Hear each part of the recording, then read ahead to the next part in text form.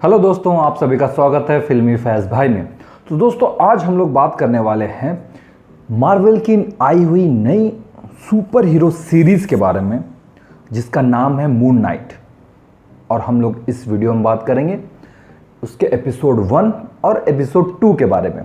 तो चलिए बिना वक्त ज़ाया करते हुए शुरू करते हैं। तो दोस्तों, मून नाइट एमसीयू में बिल्कुल नया सुपर हीरो इंट्रोड्यूस किया गया है और इसे आप एंटी हीरो भी कह सकते हैं। जी हाँ, क्योंकि ये बहुत कुछ गलत काम करता है, लोगों को मारता है और बहुत बेरहमी से मारता है। जी हाँ, मून नाइट सीरीज के जरिए एमसीयू में पहली बार इजिप्शियन माइथोलॉजी को भी दिखाया जाएगा, जो कि पहले हमने और भी माइथोलॉजीज देखी हैं, जिसका एक एग्जाम्पल है नॉर्थ माइथोलॉजी, जो और कोई नहीं भैया, थॉर, ओडिन, लोकी, ये सब नॉर्थ माइथोलॉजी में आते हैं। मून नाइट सीरीज को समझने के लिए आपको इजिप्शियन माइथोलॉजी के सारे देवताओं को याद रखने की कोई ज़रूरत नहीं है।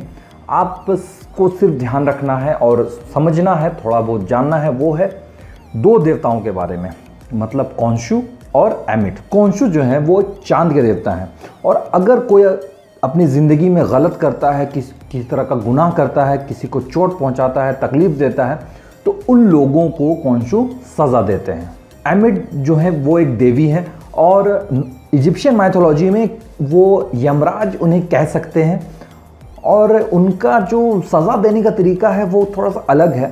वो किसी भी इंसान के मतलब आगे आने वाले जीवन में वो पूरा जीवन देखती हैं, और अगर उन्हें कहीं दिख जाता है कि भैया ये किसी तरह का गलत कदम उठाने वाला है या ये कुछ गलत करेगा, उस पर ये सज़ा देती हैं।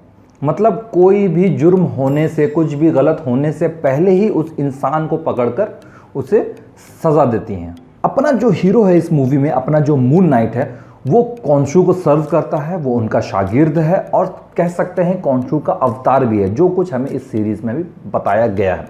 और इसका जो विलन है अर्थर, जिनका नाम है, वो एमिट को सर्व करते हैं। वो एमिट को अपना सब कुछ मानते हैं, उन्हीं की पूजा करते हैं। ये तो हो गई दोस्तों ज्ञान की बातें।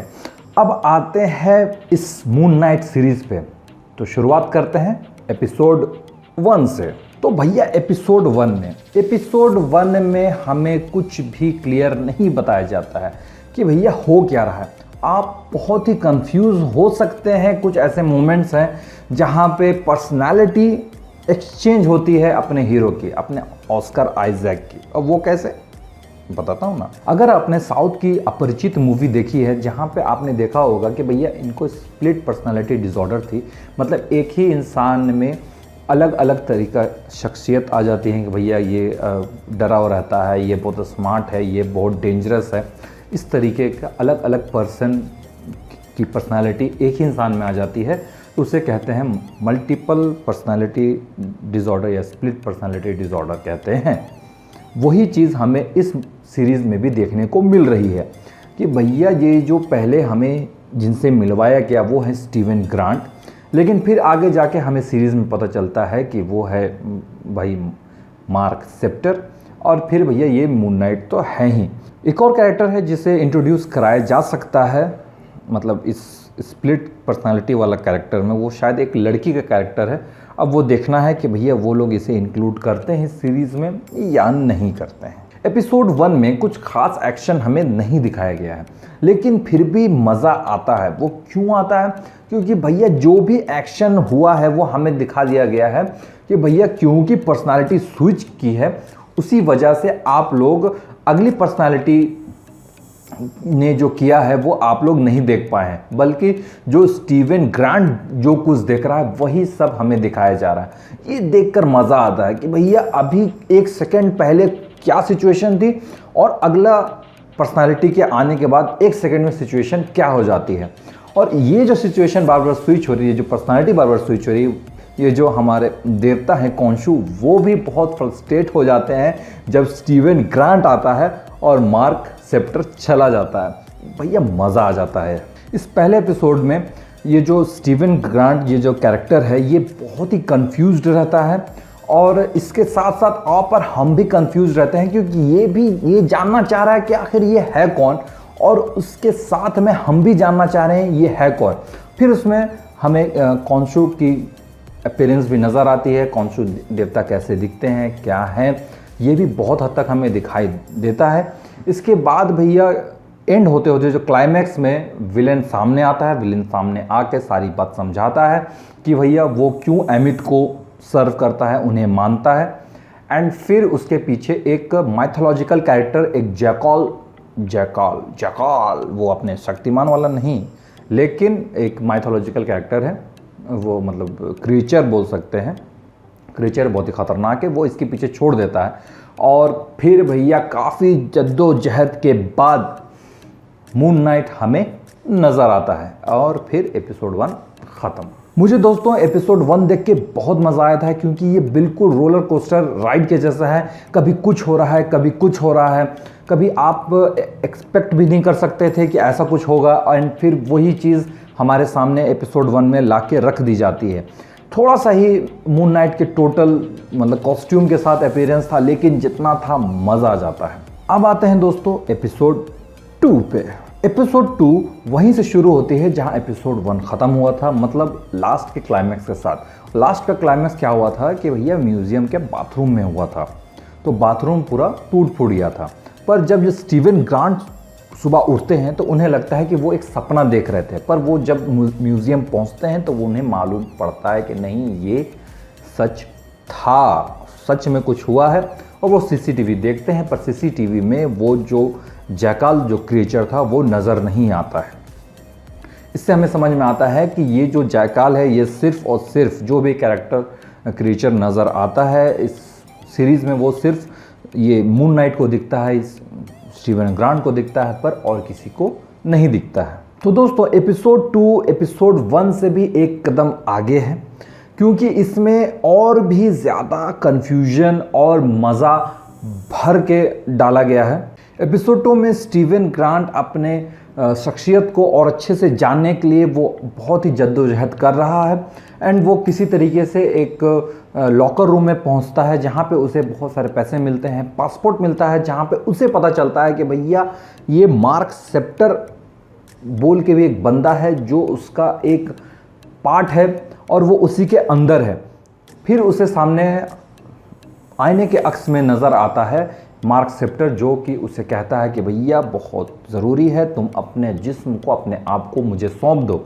फिर वहाँ कॉन्शु भी आते हैं। कॉन्शु के आने के बाद वो किसी तरीके से स्टीवन ग्रांट वहाँ से भाग रहा है, एंड फिर एक नए कैरेक्टर का इंट्रोडक्शन होता है, वो है लैला, जो कि आगे हमें पता चलता है कि वो मार्क सेप्टर की बीवी है।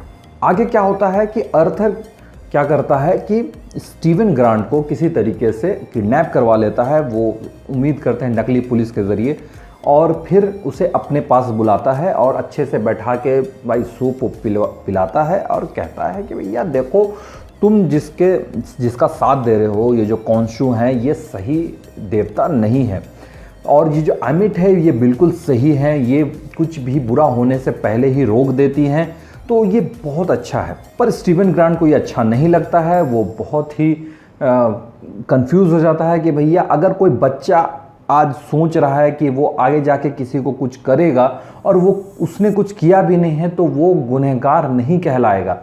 ये बात को स्टीवन ग्रांट सामने रखता है, पर वो जो अर्थर है वो बुरा मान जाता है। वो सीधा बोलता है कि भैया आपने जो स्कैरब मुझसे चुराया था वो मुझे वापस कर दीजिए। ये जो स्कैरब है ये एपिसोड 1 में मार्क सेप्टर ने अर्थर से चुराया था। ये स्कैरब एक गोल्डन मतलब सोने की क्या बोल सकते हैं, एक कीड़ा है, सोने टाइप कीड़ा है, वो एक तरह का कंपास है।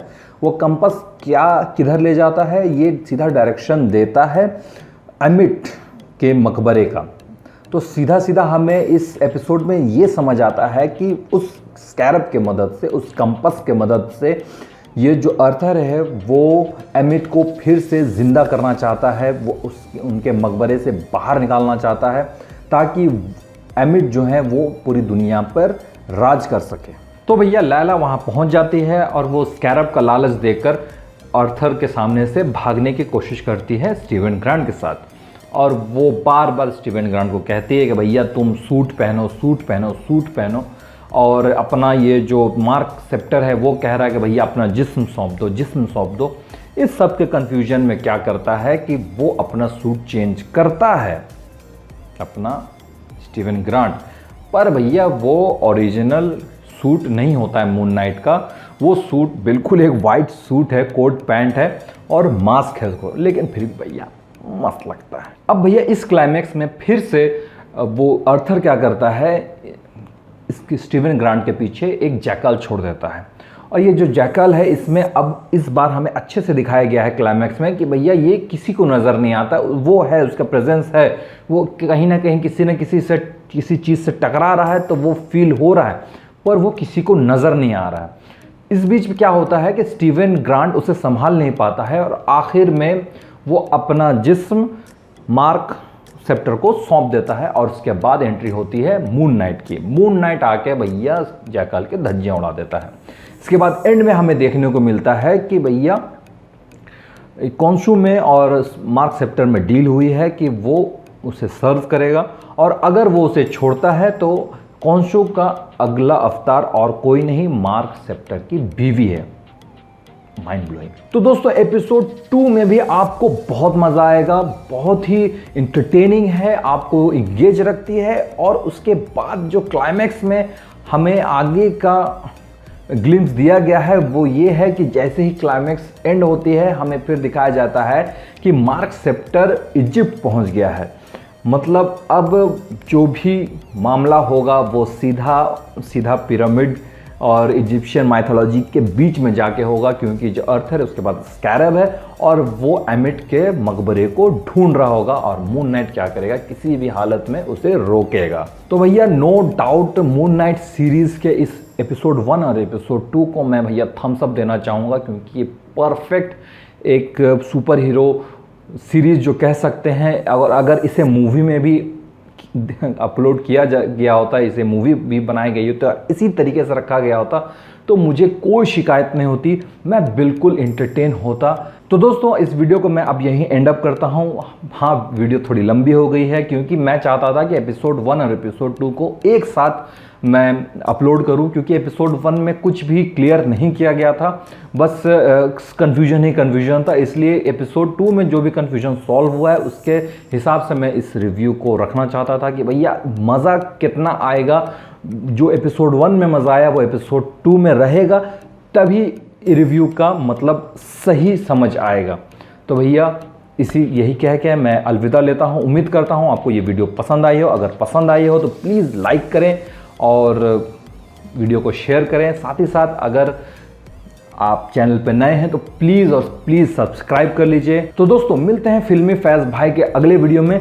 आप सभी अपना ख्याल रखिएगा और मैं भी चला भैया कॉन्शू से मिलने। अरे भैया मून नाइट बना दो, मून नाइट।